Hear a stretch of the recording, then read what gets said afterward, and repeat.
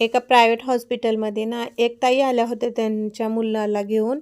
तर त्याला काहीतरी गॅसचा वगैरे प्रॉब्लेम होता. तर त्यासाठी त्या आल्या होत्या आणि त्या जरा साधारणच होत्या, म्हणजे थोडं परिस्थिती त्यांची गरीबच होती. गरीब असणं हा काही गुन्हा नाही म्हणा.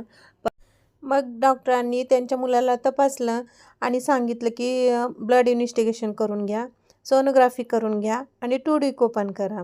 तर जवळ-जवळ ह्यांचा एवढा खर्च होता ना, ब्लड इन्व्हेस्टिगेशन 3-3.5 हजाराचे होते. सोनोग्राफी होती ₹1500 आणि 2D होतं 1300 रुपयांचं.